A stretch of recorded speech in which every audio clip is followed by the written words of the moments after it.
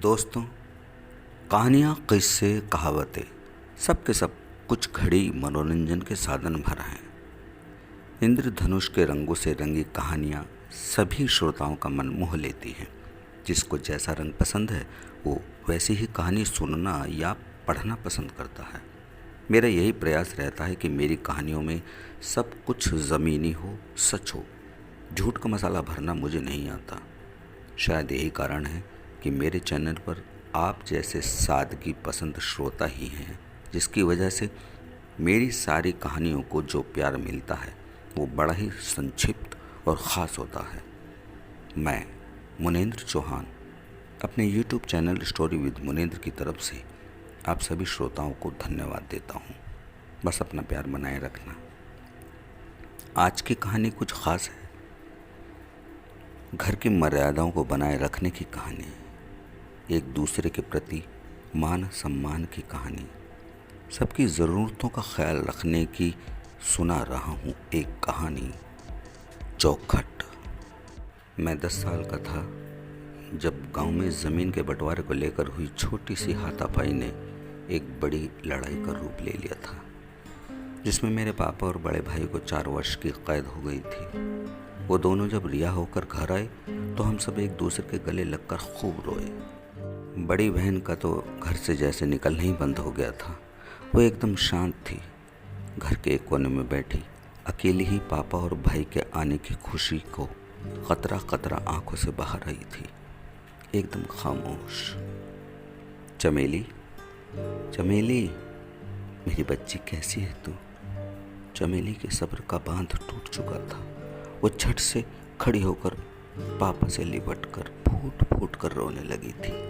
ना ना मेरी बच्ची, रो मत, चुप हो जा। बेटी देख, मैं तेरे लिए क्या लाया हूँ।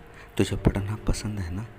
ये देख, पेन, कॉपी, किताबें और ये एक तेरी डिब्बी भी अच्छी है ना? ले चल, अब हाथ मुंह धोकर हमारे लिए चाय बना दे। चमेली जैसे ही पलटी तुरंत बड़े भाई से लिपट गई। कैसी है बहन? तू चिंता मत कर, अब हम आ गए हैं ना, सब ठीक हो जाएगा। भैया, जब से माँ मरी है चमेली एकदम से चुप हो गई है। स्कूल जाना भी छोड़ दिया उसने। हाँ छोटे, अब तुम फिक्र मत करो, सब पहले जैसा हो जाएगा। पापा, तुम भी हाथ पैर धो लो। हाँ धोता हूँ, तब तक तू देख घर में किस चीज़ की कमी तो नहीं, थोड़ा राशन भी लाना है। छोटे, चल मेरे साथ, बता किस चीज़ की कमी है। मैं भाई को लेकर रसोई में आया और सारे सामान की एक लिस्ट बना दी। पापा, चाय। हाँ ला बेटी ला। भैया कहाँ गए? वो और छोटू लाला के यहाँ गए हैं सामान लेने। ये चाय तू पी ले, जब आ जाएगा तब और बना देना। पापा, बाहर कोई आया है, मैं देखती हूँ। चाचा जी नमस्ते। नमस्ते बेटी, तेरे पापा आ गए बेटी? हाँ जी, अंदर आ जाओ। अरे भाई रामपाल, राम राम।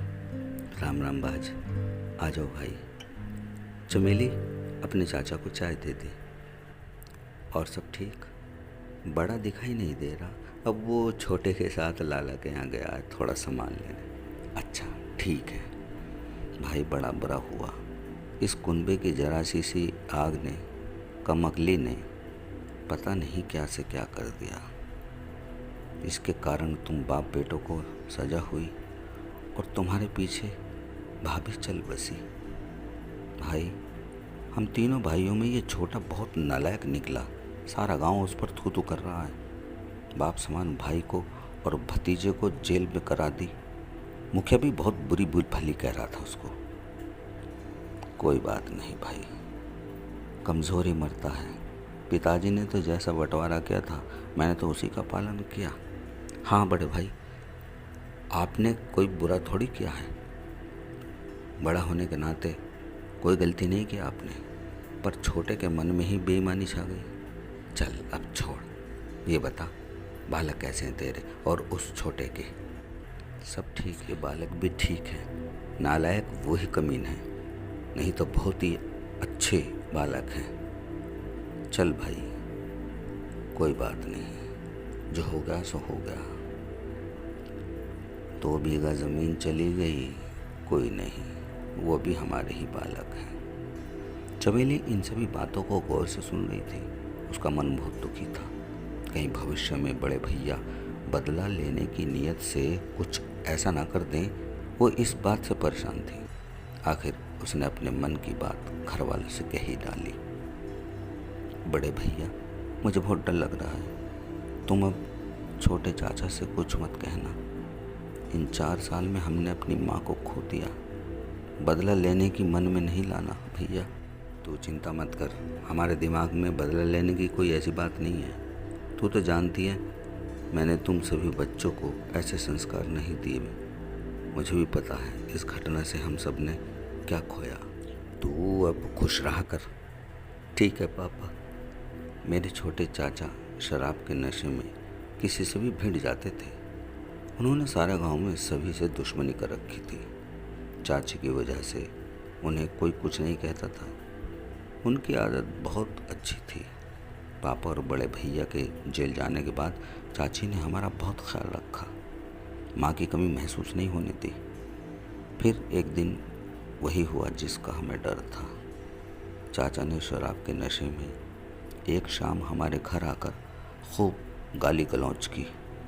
हम सब चुपचाप सहते रहे। जब पानी सर से ऊपर हो गया तो पापा ने चाचा को घर की चौखट से बाहर धकेल कर दरवाजे बंद कर दिए।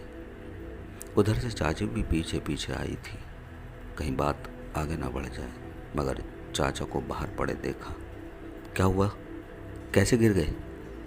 मुझे मेरे भाई ने अपने घर से निकाल दिया। उसकी हिम्मत, आग लगा दूंगा, सबको मार दूंगा। ठीक क्या जेठ जी ने, तुम हो ही इसी लायक। क्या उसकी तरफदारी लेती है? ठहर, अभी बताता हूँ। चाचा ने जैसे ही तैसे खड़े होकर चाची के बाल पकड़े और कुएं की तरफ घसीटता हुआ ले गए। चाची को कुएं में धक्का देने की कोशिश में खुद कुएं के अंदर जा गिरे। जब तक गांव वालों ने बचाने की कोशिश की, तब तक चाचा मर चुके थे। इस घटना से सारा गांव दोहरी मानसिकता का बखान करते हुए दुख व्यक्त कर रहे थे। सारे गांव वाले चैन की सांस ले रहे थे, मगर सबसे ज़्यादा खुश हुई चाची।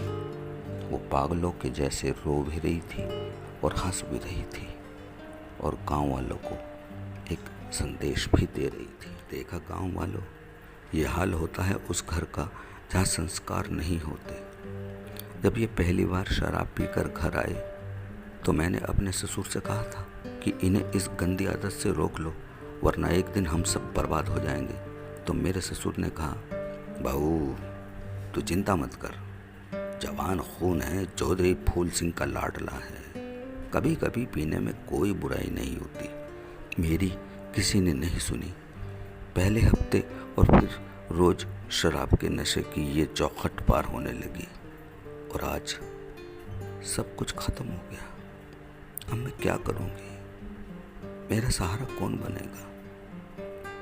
बहू, अपने आप को अकेला मत समझ, ये सारा कुनबा तेरा है। मेरे घर की चौखट तेरे रहने से और पवित्र हो जाएगी। ये बालक तेरे हैं, सब मिलकर कहो, आओ बच्चों, चलो कुनबे में मिलकर रहेंगे। बस इस तरह एक कहावत जैसी करनी वैसी भरनी यथार्थ हुई। दोस्तों, कहानी को ज़्यादा से ज़्यादा शेयर करना, लाइक करना, और मेरे चैनल स्टोरी विद मुनिंद्र को सब्सक्राइब ज़रूर कर देना। आपका